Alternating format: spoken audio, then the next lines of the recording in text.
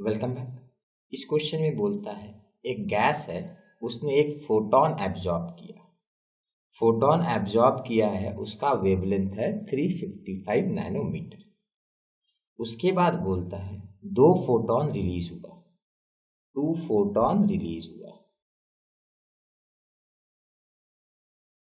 ठीक है, तो 2 फोटोन रिलीज हुआ तो हम लोग क्या बोल सकते हैं, उनका वेवलेंथ मान सकते हैं λ1 एंड λ2। तो लेट से बोल दिए λ1 एंड λ2 रिलीज फोटोन है। क्वेश्चन आगे बोलता है कि one of the photon release उसका वेवलेंथ है 680 नैनोमीटर। तो लेट से λ1 इज 680 नैनोमीटर। क्वेश्चन पूछ रहा है λ2 क्या होगा। सो देखो, हम लोग बोलेंगे energy absorb equals to energy released. मानते हैं एनर्जी स्टोर नहीं किया है सिस्टम ने, तो दोनों को इक्वेट करके हम लोग का आंसर आ जाएगा।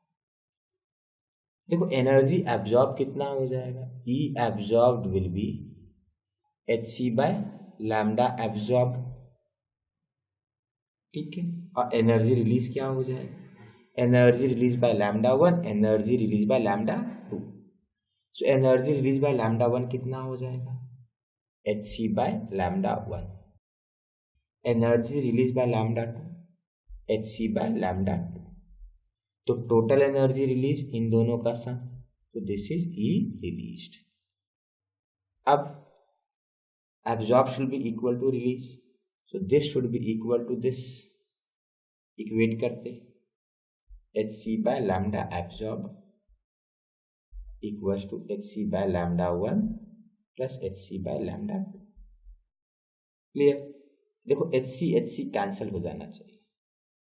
क्या आया, 1 by lambda absorb is equal to 1 by λ1 plus 1 by λ2।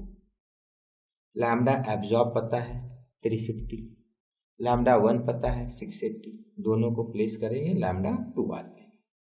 Implies that, यहाँ लिख रहा हूँ 1 by 355 absorb 355 equals to 1 by λ1 is 680 plus 1 by λ2। अब करना क्या, कैलकुलेशन करना है, यही अननोन कैलकुलेट कर लीजिएगा।